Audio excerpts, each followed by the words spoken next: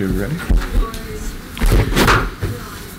In accordance with the Open Public Meetings Act, notice of this meeting has been provided by filing a copy thereof with the municipal clerk on January 3rd, 2012, faxing a copy thereof to the Home News Tribune, the Star Ledger, the Mirror, and on January 4th, 2012 at 3:47 p.m., and posting a copy thereof on the bulletin board on the main floor of Borough Hall, 221 South 5th Avenue, Highland Park, New Jersey, on January 4th, 2012 at 4 p.m.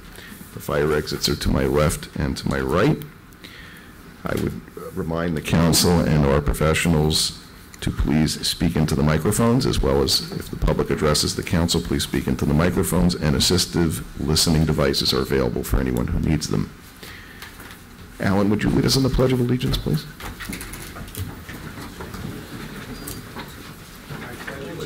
To the flag of the United States of America, and to the republic for which it stands, one nation, under God, indivisible, with liberty and justice for all.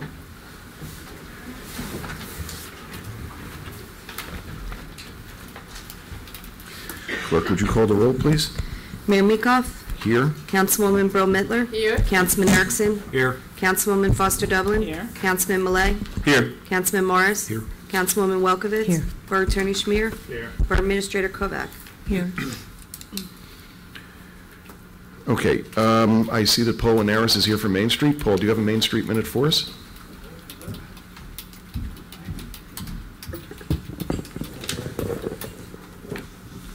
Good evening. Good evening. Very quickly, first and foremost, for I think a lot of people in this room even, the kosher sushi place is opening real soon. I want to go on record for saying that. How soon is soon? Do you have a date? I get 4 calls a day about it. We have a new Gems Galleria opening where the old centerpiece used to be. And in fact, the Charlie Brown's deal did go through. A Highland Park family by the name, I think it's the Schwartzman family, did purchase it, and they're going to reconvert it. And can you speak to what they're going to put there? The way it was described to me, if you remember the TV show Cheers, it's going to be a bar and atmosphere like that.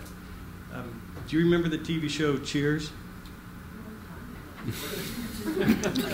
If you do, then that is the preliminary intention for that space. Paul, if I could add to that, the family also owns another bar restaurant in East Brunswick called The Grove, I believe. The Grove, yes. And so if you go there, you'll have a good idea of what they're going to try to do in Highland Park. And I know many Highland Park residents have told me they've been anxious for a Charlie Brown's type of place to be back there, and I think this is the answer to that. So I'm hoping that all of our residents... It's my dream come true. I'm hoping all our residents will welcome them and become frequent patrons. Yes, I share that. Last but not least, on April 10th, we have an appointment with Ron DeLuca from R.J. Brunelli to show him Highland Park. Ron DeLuca and R.J. Brunelli are the brokers for Trader Joe's. We made an attempt and we failed at that one, but this is a follow-up to that. And he is going to be in town to showcase, we're going to showcase to him Highland Park, and hopefully he has other tenants for us. And that's my minute. Thank you. Thank you, Paul. Thank you, Paul. God bless you.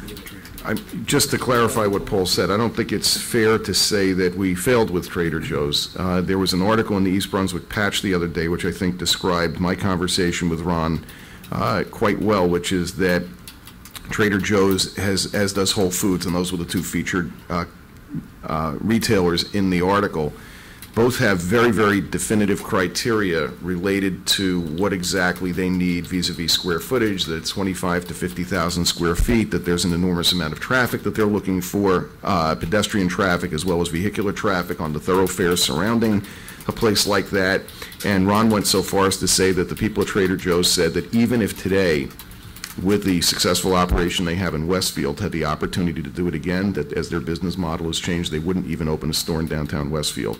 Now, we want to be Highland Park, we don't want to be Westfield, we don't want to be Summit, et cetera, and it's not because there's anything wrong with those towns. The point that's made is that they're really not looking for urban locations anymore, and that The reason that I think East Brunswick has gotten on the radar screen is because East Brunswick apparently has the best value in terms of vacancy to actual per square foot rental price. And obviously that's an economic consideration that they need to make as well. So it's not that we failed, it's that we put in our bid and it turns out that we may be the proverbial apple and that they're really or a round peg and they're trying to fit into a different type of or shape of hole. So that's not to say that we're not going to do the best to lever and market what we do have and to continue to merchandise what we think is unique and special about Highland Park.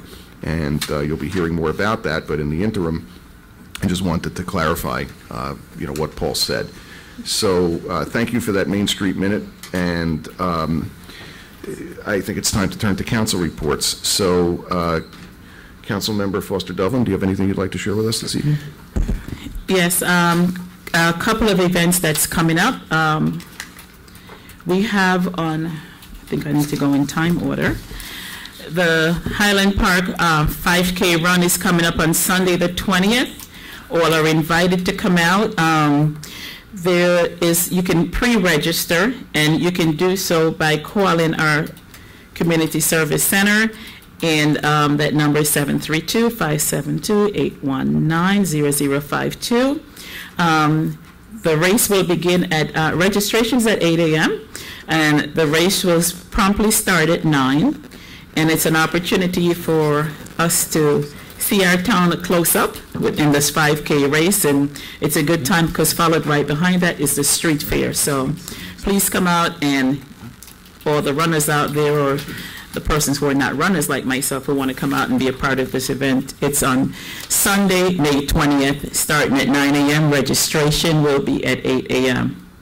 Also, on May 25th, it's Fly a Kite Day. So it's called Let's Go Fly a Kite, and that's going to be happening down in Donaldson Park. And it's from ages 4 to 12, and they must be accompanied by an adult. And again, for more information, call our senior center,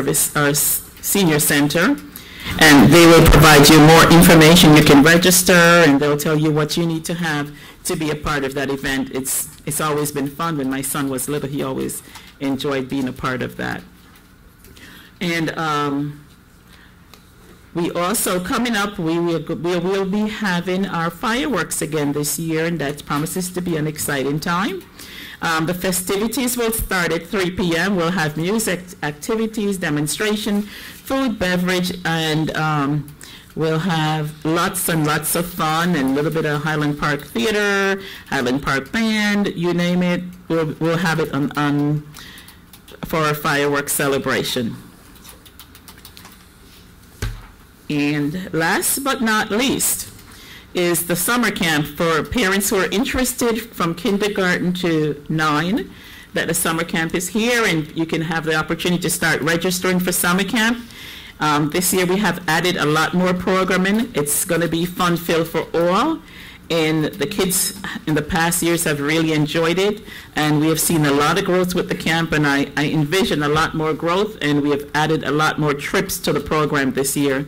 So please reach out to our Senior Service Center or Department of Recreation, and they'll provide you with more information. That number is 732-819-0052. Thank you. That's my report. Thank you. Councilmember Foster Dublin, could you just clarify, you mentioned the fireworks. What is the actual date of the celebration in Highland Park for Independence Day? Oh, 1 second. I think it's that Sunday. Is that Sunday, July 1st? July 1st. July 1st. Thank you. Sorry, I just wanted to make sure we had that date. Okay, it's Sunday, July 1st, and it starts at 3 p.m. And there's still opportunity, I should have said this, for persons who are interested in coming out and being a part of the performance for that day. If they act, they do something, they play a musical instrument, there's still opportunities for persons to get on board and to make this happen. And just reach out to anybody at Community Service, and they'll tell you what the spots are, and they'll pencil you in or ink you in. Either way, thanks. Thank you very much. Councilman Morris? Thank you, Mayor. Just to report on the consent agenda this evening, we are going to be actively looking on behalf of the COPS grant, which is a recovery grant for hiring processes of police officers.